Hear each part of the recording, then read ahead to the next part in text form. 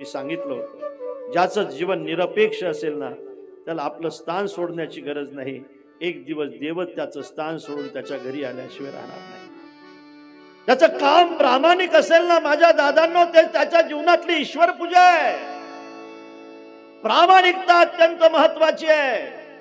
ज्याचा एकांत चांगला असावा असं वाटत असेल, ज्याचं मरण चांगलं व्हावं असं वाटत असेल ना, तर त्याच्या जीवनात प्रामाणिकता असली पाहिजे. लक्षात ठेवा, तुमच्या मालकाने जर तुम्हाला खोली झाडायला सांगितली आणि तुम्ही जर स्वच्छ झाडली तर मालक प्रसन्न होईल. पण खोलीतलं कचरा जर तुम्ही चटई खाली लावत असाल तर ज्या दिवशी मालक चटई उचलेल ना त्यावेळेला नाराज झाल्याशिवाय राहणार नाही.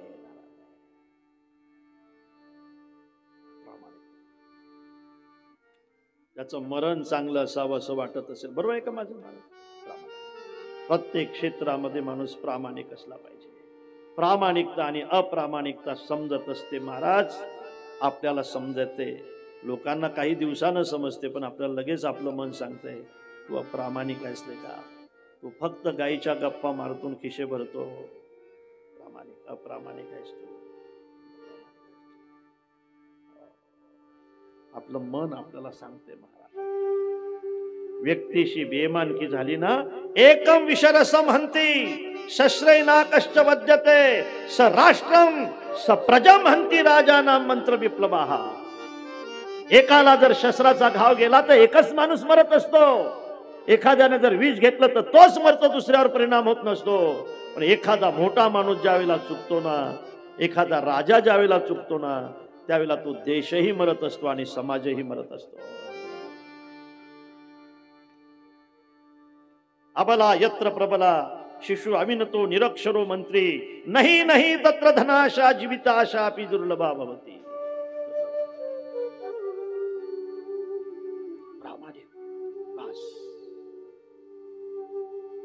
प्रामाणिक माणसाचं मरण चांगलं असतं महाराज. म्हणून तर मला असं वाटतंय की आज आपल्या समोर नारायण महाराज आहेत, ते आपले मालक आहेत, त्यांच्याशी आपण प्रामाणिक असलं पाहिजे.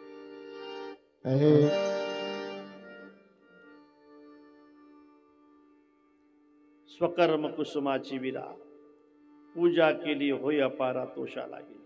कोण म्हणते की सगळ्यांनी मंदिरामध्ये जाऊन पूजा केली पाहिजे म्हणून? सगळ्यांनी जर मंदिरामध्ये पूजा केली तर मग शिवेची पूजा कोण करणार? सगळे जर शिवेची पूजा करत असतील तर मग शेतीची पूजा कोण करणार? सगळे जर शेतीच्या पूजेला गेले असतील तर या माझ्या लेकरांची पूजा कोण करणार? विद्यार्थ्यांची पूजा कोण करणार? सगळे जर मास्तरच झाले तर न्याय कोण मिळवून देणार? सगळे जर न्याय मिळवणारे झाले तर रोग्यांची पूजा कोण करणार? महाराज, ही सगळी पूजा आहे, फक्त त्यांच्या जीवनामध्ये प्रामाणिकता महत्वाची आहे.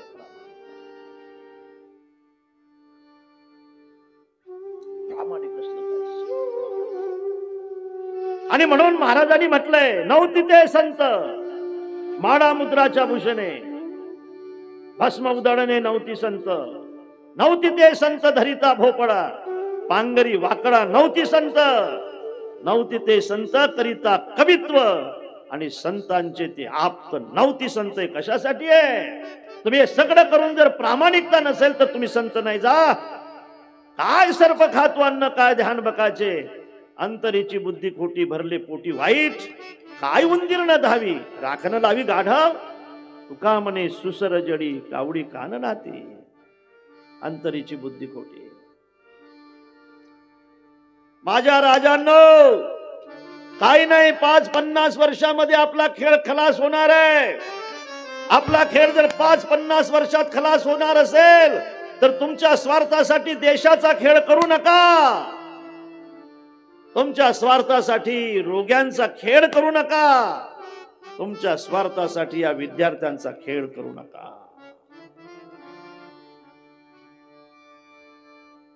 करत असाल नरकात जावं लागेल. चांगलं करत असाल तर स्वर्गात जाण्याची गरज पडणार नाही. इथंच तुम्हाला स्वर्ग असेल.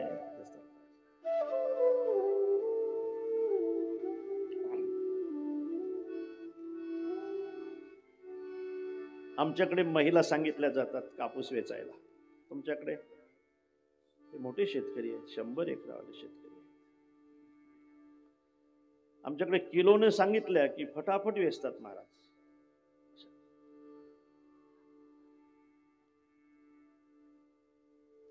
असंच ना, रोजाने सांगितल्या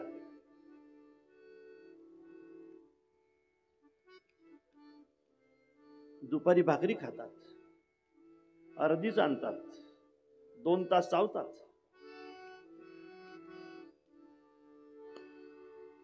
काम आपलं असो वा दुसऱ्याचं असो, गड्या बस आजच्या कथेचा हाच मुद्दा असं समजा.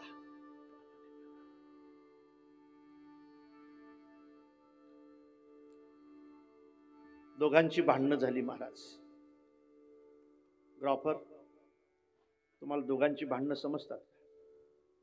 नाही, तुम्ही असं लाजू नका, मला खरं आहे ते सांगा. काल तुम्ही उत्तरच दिलं नाही बघा. कालचं उत्तर राहिलंच आपलं. काय राहिलं का नाही यांच्याकडे कालचं उत्तर? सांगा आता कालचं उत्तर आणखी. तुम्ही शेती बदलू शकता? हो म्हणा. तुम्ही पैसे बदलू शकता? हो. मग आवाज आला पाहिजे होचा. हो. तुम्ही दुकान बदलू शकता? हो हो. तुम्ही नका रे सांगू. तुम्ही मोबाईल बदलू शकता? तुम्ही बायको बदलू शकता?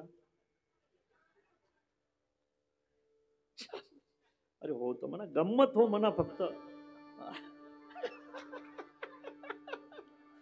म्हणजे गंमत ना, गंमत. बदलू शकताय पण तुम्ही माय नाही बदलू शकता. आईशी कडवड्याची जाती, आईशी कडवड्याची जाती, ऐसी कडवड्याची जाती, ऐसी कडवड्याची जाती, करीला भाविन प्रीती.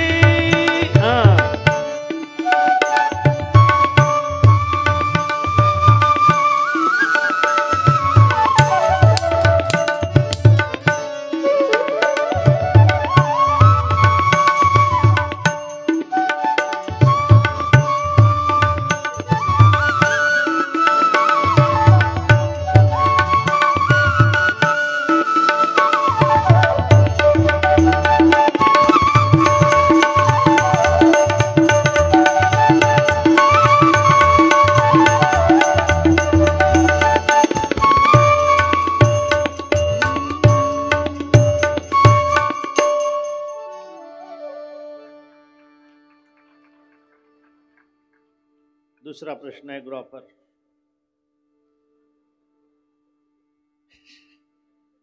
दोघांची भांडणं झाली. कोणाची?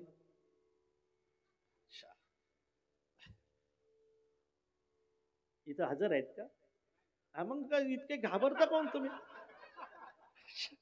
तर हजर असल्यावर मग काही हरकत नाही. माझा हजर नाही म्हटल्यावर असं हो तर म्हणा. ते म्हणा पहिलं, हो म्हणा पहिलं आपलं. बरं चला, दोघांची भांडणं झाली. हो म्हणा. होतात का? होतात ना. आणि दोघांनी 2 वकील ठेवले. 7 वर्ष फाट होता. 7 वर्ष प्रामाणिकता सांगतो. 7 वर्ष विभक्त होते महाराज. कथेचा परिणाम असा आहे, अमरावतीला कथा होती बरं का, त्यावेळेला 7-8 वर्ष दोघे जण विभक्त राहत होते. आणि विभक्त राहत होते ते बाई महिलांबसे बसली होती, हा इकडे बसला होता. आरतीला नाव पुकारले. नेमकं त्या दिवशी 2 टाइमची कथा होती. 3-3 तास कथा चालत होती. आणि जानकीचं आणि रामप्रभूचं चरित्र दोघांनी ऐकलं. नाव जसं पुकारलं त्याचं. 7 वर्षापासून विभक्त होते, पण त्याचं एकट्यानेच तो ज्यावेळेला उभा राहिला त्यावेळेला बिचारी ती भगिनी आली रडत रडत, त्याच्या हा ताट धरलं. अजूनही एकत्र आहेत, लक्षात ठेवा. हा कथेचा परिणाम. दोघांची भांडणं झाली, दोघंही विभक्त राहायला लागले. दोघांनी 2 वकील ठेवले. आणि ही बाई आपल्या वकिलाकडे गेली. वकील आपले खुर्चीवर बसले होते. समोर बाई उभी राहिली आणि वकिलाने विचारलं, ताई तुम्ही आज कोर्टावर गेल्या होत्यात का? हा साहेब, गेली होती साहेब मी कोर्टावर. भेटलेत का तुमचे मालक? हा साहेब भेटले साहेब मालक. कोण्या मूडमध्ये होते? भांडणाच्या मूड मध्ये होते साहेब, भांडणाच्या मूड मध्ये होते. म्हटलं हा भांडणाच्या मूड मध्ये होते, असंच ना, भांडणाच्या मूड मध्ये होते. तुम्ही काही बोलायचा प्रयत्न केला, मी खूप बोलायचा प्रयत्न केला साहेब, पण ते माझ्याशी अजिबात बोलले नाहीत, एक शब्द सुद्धा बोलले नाहीत. खूप बोलल्यानंतर फक्त एकच शब्द बोलले साहेब. ते म्हटले ते कोणचा? ते म्हटले तू जे मला सांगते ना ते मला अजिबात सांगू नको, तिकडे कोणा गाढवाला जाऊन सांग. तू मला जे सांगते ना ते मला अजिबात सांगू नको, तिकडे कोणाही गाढवाला जाऊन सांग. म्हणून तुम्ही काय केलं, म्हणून तर हे सगळं सांगण्यासाठी तुमच्याकडे आली साहेब.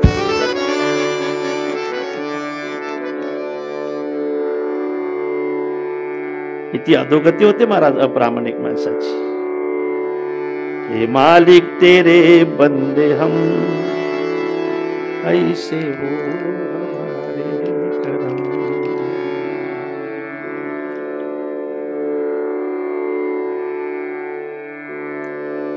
ज्याचं जीवन प्रामाणिक असेल देवाकडे जाण्याची गरज नाही. जो बिचारा एखादा वैद्य, एखादा डॉक्टर देव खऱ्या अर्थाने पेशंटला देव मानत असेल ना, एक दिवस पेशंट म्हणून त्याच्या दवाखान्यात देव आल्याशिवाय राहणार नाही, लक्षात ठेवा. मला खूप आनंद वाटतो या विद्यालयामध्ये कथा करत असताना. सगळे शिक्षक, सगळे अध्यापक, सगळे लोक जर या विद्यार्थ्याला देव मानत असतील ना, एक दिवस तुम्हाला देवाचं सुद्धा गुरु बनण्याचं सौभाग्य प्राप्त झाल्याशिवाय राहणार नाही, लक्षात ठेवा.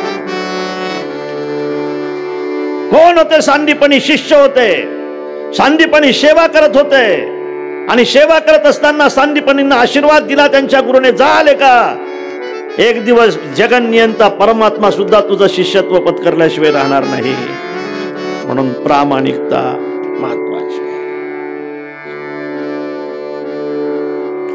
बसलेलं आहे केवळ, उठत नाही, उठण्याची गरजही नाही, कारण देणारा आहे, मागणारा उभा आहे. तेरे द्वार खड़ा भगवान, भगत भर दे रे झोली. तेरा होगा बड़ा एहसान, तो जुग जुग तेरी रहेगी शान. भगत भर दे रे झोली, भगत भर दे रे झोली.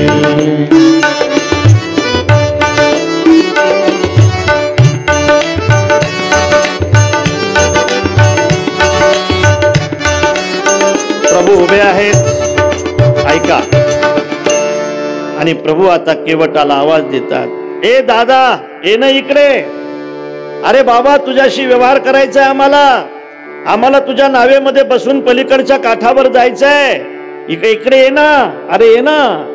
केवट म्हणतो नाही, मी नाही येणार. सुंदर आहे महाराज, नाही येणार. येणार नाही तू? म्हटले नाही येणार. अरे वा रे वा, आम्ही बोलावतो तरी तू काय येत नाही रे, आम्ही बोलावतो तरी येत नाहीस लेका. आम्हाला लेका इंद्रादिक देव बोलावतात, आम्ही जात नाही. तू लेका तुला आम्ही बोलावतो, तू जागा सोडत नाही, काय येत नाही रे. केवटाचं उत्तर आहे का? केवट म्हणतो प्रभू मी हिशोब चुकवतो. हिशोब? तुझा कसला हिशोब आहे दादा आमच्याकडे? माझा जरी नसला तरी तुमच्या भक्तांचा तुमच्याकडे हिशोब आहे, माझ्या मित्राचा तुमच्याकडे हिशोब आहे. माझे मित्र तुमचे भक्त तुम्हाला बोलावतात राव, तुम्ही त्यांच्या स्वप्नातही जात नाही, म्हणून तुम्ही प्रत्यक्ष बोलावता तरी मी येत नाही, मी हिशोब चुकवतो.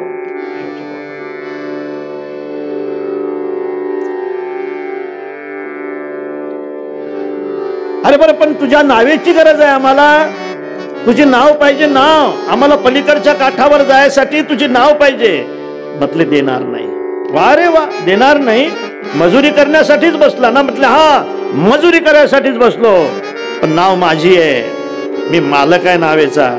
कोणाला द्यायची आणि कोणाला नाही द्यायची मी ठरवलेलं आहे. नाही देणार तुम्हाला, तर अजिबात देणार नाही देणार तुम्हाला नाव.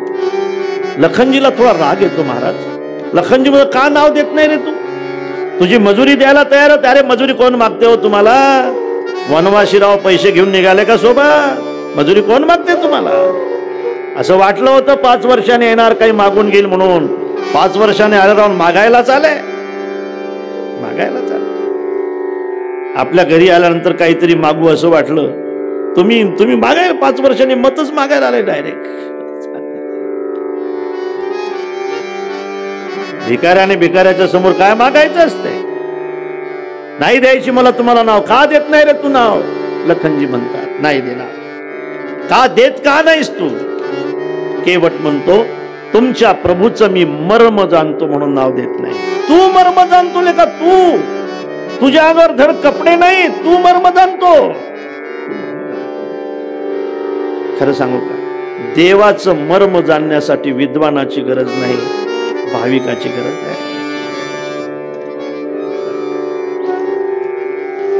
त्याचं मर्म जे शबरीने जाणलं ना महाराज, ते कोणच नाही जाणलं. शहाण्याला तो सापडत नाही. भाविकाची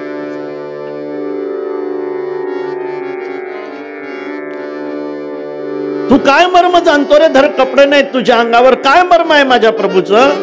म्हणे तुम्ही लहान होते म्हटले होतो, मग तुम्ही मोठे झाले म्हटले झालो, तुम्हाला घेण्यासाठी विश्वामित्र आले म्हटले आले, तुम्ही विश्वामित्राच्या सोबत गेले म्हटले गेलो, त्यांच्या यज्ञाचं संरक्षण केलं मला हा केलंय. तिथून तुम्ही एका आश्रमात गेले म्हटले हा आश्रमात गेलो लेका, आणि तो आश्रम गौतम ऋषीचा आश्रम होता. आमच्या प्रभूचं महत्वाचं आहे, आमच्या प्रभूच्या चरण रजामध्ये इतकी ताकद आहे लेका, आणि त्या दगडाला आमच्या प्रभूच्या चरण रजाचा स्पर्श झाला, बाई झाली दगडाची बाई, दगडाची बाई झाली. हेच मर्म आहे म्हणे तुमचा. तुमच्या प्रभूच्या चरण रजाच्या स्पर्शाने जर एखाद्या दगडाची बाई होत असेल तर माझे नाव त्याच्यापेक्षा मृदू आहे. त्याला जर तो चरण रजाचा स्पर्श लागला आणि त्या नावेची जर दुसरी बाई झाली तर एकटीच तर डोकं दुखवते, दोन दोन कुठं वागू.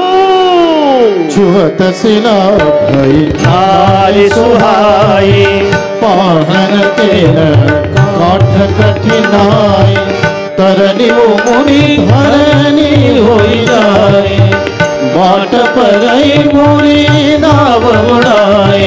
छुवत शिला भई नारी सुहाई, छुहत सिला भई नारी सुहाई.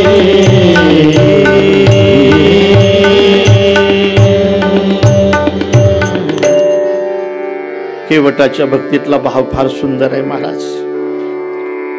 हसो रुसो याशी करू गदारुडा हो.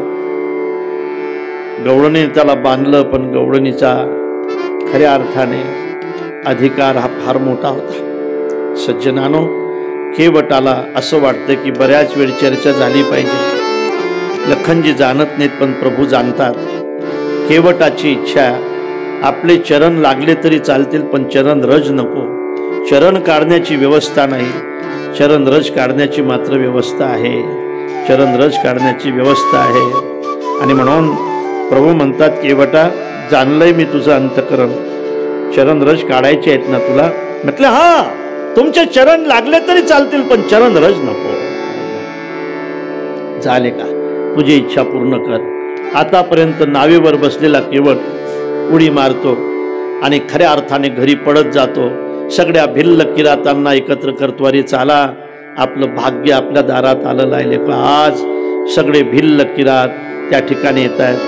प्रभू मात्र उभे आहेत आणि त्या ठिकाणी आता केवट प्रभूचे चरण धुण्यासाठी पात्र निवडतो.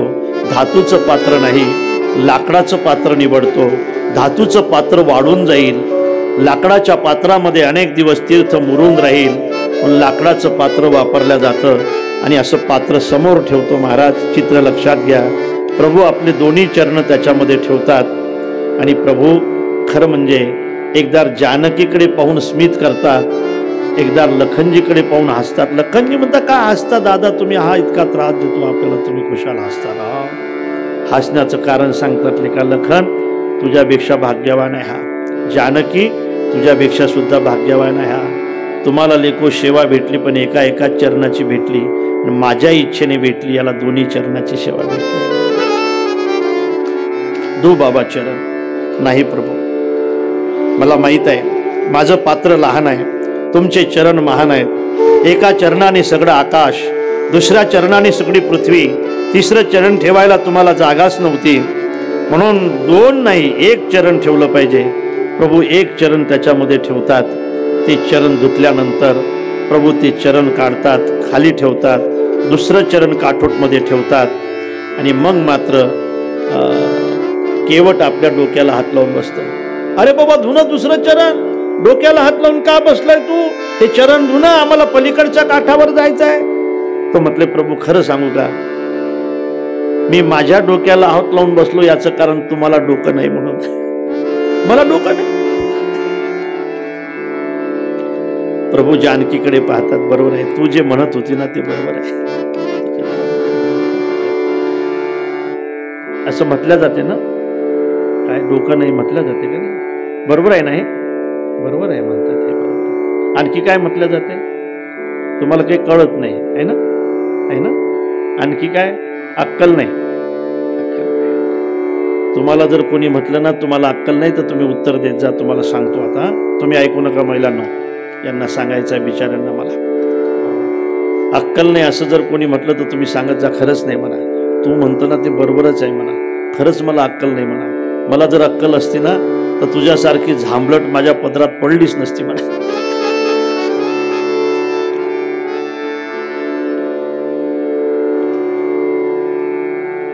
प्रभू तुमच्या चरण रजाचा स्पर्श माझ्या नावेला होऊ नये अशी माझी इच्छा. बरोबर म्हटले, बरोबर. आणि तुम्ही ओलं झालेलं चरण जर खाली ठेवत असाल तर आणखी नाही का त्याला चरण रज लागणार? अरे मग काय केलं पाहिजे? म्हटले तुम्ही ठरवा, गरज तुमची आहे. प्रभू ठरवतात. प्रभू दुसरं चरण धुतल्यानंतर पहिलं चरण आणखी त्या काठोट मध्ये ठेवतात आणि दुसऱ्याने धुतलेलं चरण खाली ठेवत नाहीत, असं अद्दर धरतात. एका चरणावर ज्या वेळेला प्रभू उभे राहतात त्यावेळेला प्रभूचा तोल जातो. एखादी व्यक्ती एका चरणावर ज्या वेळेला उभी राहते त्यावेळेला त्याचा तोल जातो. ती व्यक्ती जशी आधार शोधत असते ना, माझे प्रभू सुद्धा आधार शोधतायत. प्रभूला आधार घेण्यासाठी केवटाचं डोकं दिसतंय. दोन्ही हाताने केवटाच्या डोक्याचा आधार घेतात महाराज. पुष्पवृष्टी होते. अरे धन्य केवट. अति आनंद उमगे अनुरागा चरण सरोज पखारन लागा. बरसे सुमन सुर सकल सिहाय यही समपुण्य कुंज को नाय. अति आनंद उमगे अनुरागा चरण सरोज पखारन लागा.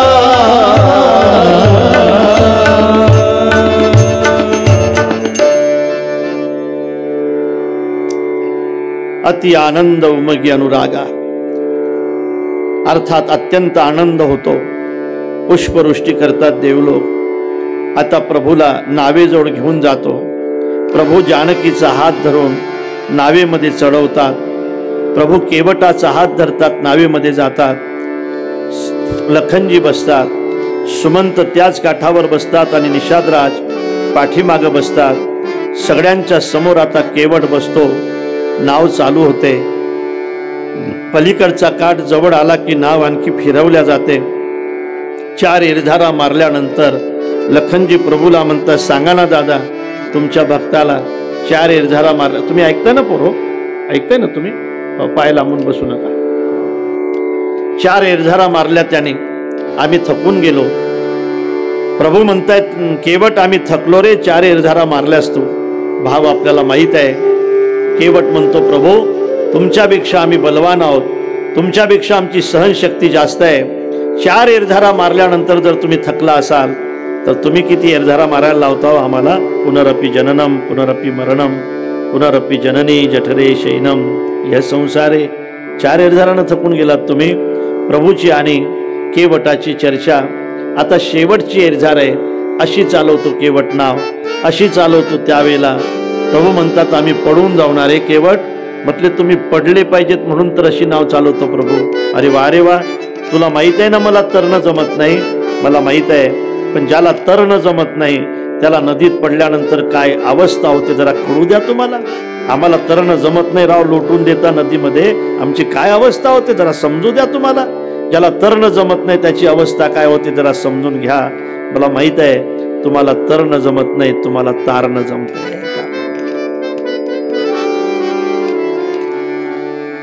पलीकडच्या काठावर नाव जाते. केवटाच्या खांद्याचा आधार घेऊन महाराज प्रभू खाली उतरतात. खरं सांगा ड्रॉपर, समजा मुख्यमंत्र्याने जर तुमच्या खांद्यावर हात ठेवला, येशाल तुम्ही कथेला उद्या? अरे कथा तर आहे, मुख्यमंत्री असं म्हणतात. मुख्यमंत्री जर एवढा मोठा आहे तर जगन्नियंत्या परमात्म्याचा हात ज्याच्या खांद्यावर असेल तो किती मोठा असेल महाराज. केवटाच्या खांद्याचा आधार घेऊन प्रभू खाली उतरतात. पलीकडच्या काठावर राम प्रभू, वैदेही, लखन, पाठीमाग निषादराज उभे आहेत. समोर आता केवट उभा आहे. अलीकडच्या काठावर सगळे भिल्ल किरात उभे आहेत. आणि आता प्रभू जानकीकडे पाहतात. जानकी आपल्या हातातली मुद्रिका काढते, प्रभूच्या हातावर ठेवते आणि प्रभू म्हणतात, घे बाबा. हे काय देताय प्रभू तुम्ही? अरे तुझी मजुरी दिली पाहिजे ना दादा. फुकट कोणाचा फायदा घ्यायचा नसतो. त्याच्या घरी बैल व्हावं लागतं, मग पुढच्या जन्मात मांजर व्हावं लागतं, कुत्रा व्हावं लागतं. फुकट फायदा नाही घ्यायचा असतो कोणाचा. घे दादा तुझी मजुरीसाठी ज्यावेळेला हात पुढे करतात त्यावेळेला आतापर्यंत धीर धरणाऱ्या केवटाचा धीर जातो आणि केवट म्हणतो, प्रभू मला मजुरी देणार तुम्ही? मला मजुरी देणार? अरे जन्मोजन्मी जी काही मी मजुरी केली त्याचं सगळं फल मला आज भेटलंय. जन्मोजन्मी जे काम केलंय त्याची सगळी मजुरी मला आज भेटली. प्रभू मला आज काय भेटलं नाही? नाथ आज मैं काह न पावा, मिटे दोष दुख दारिद्र दावा. नाथ आज मैं काह न पावा, मिटे दोष दुख दारिद्र दावा. नाथ आज मैं काह न पावा, मिटे दोष दुख दारिद्र दावा. नाथ आज मैं काह न पावा, मिटे दोष दुख दारिद्र दावा. बहुत काल मैं गिनी मजूरी, बहुत काल मैं गिनी मजूरी, आज दिन विधि बनी भली बुरी. नाथ आज मैं काह न पावा, मिटे दोष दुख दारिद्र दावा. मिटे दोष दुख दारिद्र दावा. नाथ आज मैं काह न पावा, मिटे दोष दुख दारिद्र दावा. बहुत काल मैं किन्नी मजूरी, बहुत काल मैं किन्नी मजूरी, आजू दिन विधि बली बली बुरी.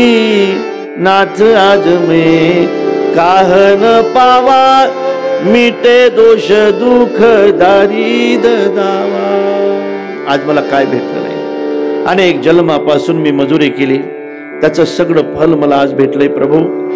खरं म्हणजे मोरारी बापू सांगत असतात एक भाव्यामध्ये, मी तुम्हाला पलीकडच्या काठावर नाही सोडलं प्रभू, तुम्ही मला पलीकडच्या काठावर सोडलं.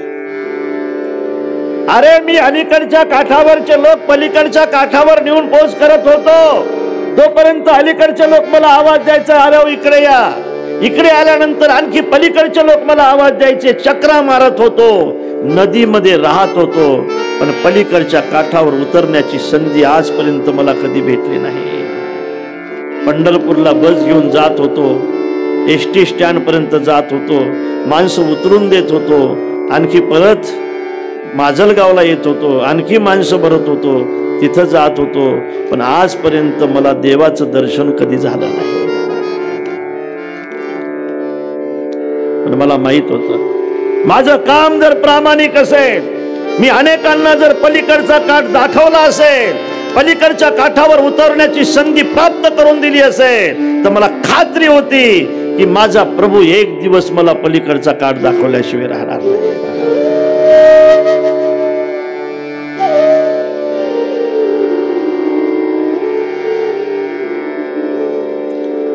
काय दुर्भाग्य आहे महाराज की नदीमध्ये असून सुद्धा पलीकडचा काठ माहीत असू नये. मनुष्य जन्मामध्ये येऊन सुद्धा संत संगती नाही. या नदीमध्ये मनुष्य जन्मामध्ये येऊन सुद्धा आळंदी पंढरीची वारी नाही. या मनुष्य जन्मामध्ये येऊन सुद्धा 2 पैसे शिल्लक असतानाही परोपकार नाही. या मनुष्य देहामध्ये येऊन सुद्धा साधना नाही. महाराज कधी करणार तुम्ही? ही नदी आहे, ही नदी आहे, ही नदी पार करायची आपल्याला. मला असं वाटते ज्याला पार होत नसेल ना स्वबलाने, त्यांनी साधूच्या काशीला धरावं. ते तुम्हाला पलीकडचा काठ दाखवल्याशिवाय राहणार नाही. अरे जे देवाला दाखवत आहे. केवट म्हणतो प्रभू मी तुम्हाला नाही, तुम्ही मला पलीकडचा काठ दाखवला. करा महाराज. आपण इथं कल्पना केलेली खरं म्हणजे सार्थकी लागेल. हा जो परिसर आहे हा परिसर नारायण महाराजांचा परिसर आहे. बरोबर आहे. नारायण महाराजांच्या कृपा आशीर्वादाने मला असं वाटतं आपण या ठिकाणी बसलेले आहोत. त्यांची जर कृपा नसती तर आपण मंडपामध्ये इतक्या प्रेमाने नसतो बसलो, आपण कुठंतरी बसलो असतो. वांगीमध्ये परिसरामध्ये इतके गायक, इतके मृदंगे, इतके साधक तयार होतात. हे सगळे उपकार जर कोणाचे असतील तर हे नारायण महाराजांचे उपकार आहेत. मला असं वाटतंय महाराज नारायण महाराजांची प्रतिमा आपण समोर ठेवावी आणि त्या प्रतिमेकडे पाहून आपण सगळ्यांनी म्हणावं हे बाबा. आम्ही केवटाचा निरोप घेतात. फार दूर जाईपर्यंत केवट हात दाखवतो. केवटाचा निरोप घेत असताना प्रभू गैवरतात. त्या रात्रीचा मुक्काम एका वटवृक्षाखाली होतो आणि दुसऱ्या रात्रीच्या मुक्कामासाठी आता प्रभू भरद्वाज मुनीच्या आश्रमामध्ये येतात. तब प्रभू भरद्वाज पही आये, करत दंडवत मुनी उरलाये. मुनी मन मोदन कछु कही जाई, ब्रह्मानंद राशी जणू पाही. एका रात्रीचा मुक्काम होतो. भरद्वाजीला मार्ग विचारतात की आम्ही कोण्या मार्गाने गेलो पाहिजे. भरद्वाजी असा मार्ग सांगतात की ज्या मार्गावर वाल्मिकजीचा आश्रम आहे आणि वाल्मिकजीच्या आश्रमामध्ये प्रभू जातात आणि देखत बनसर सैल सुहाये, वाल्मीक आश्रम प्रभु आये. राम दीख मुनी बासु सुहावन, सुंदर गिरी काननु जलु पावन. अर्थात त्या ठिकाणी प्रभू एका रात्रीचा मुक्काम करतात आणि वाल्मिकजीला विचारतात की आता आम्ही कुठं राहिलो पाहिजे. भरद्वाजीला मार्ग विचारतात, वाल्मिकजीला ठिकाण विचारतात आणि वाल्मिकजी रामप्रभूला राहण्याचं ठिकाण सांगतात. तुलसीदासजी त्याचं वर्णन करतात. चित्रकूट की करहु निवासो,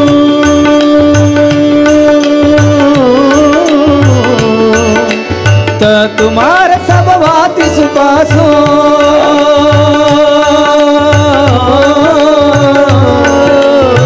सैन सुहावन कानन चारो,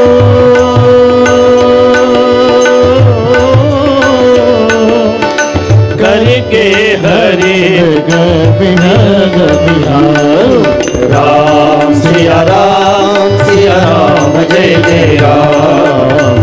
राम सिया राम जय जय राम. चित्रकूट गिरी करहु निवासू. आपण चित्रकूट पर्वतावर राहावं प्रभू. प्रभू चित्रकूट पर्वतावर जातायत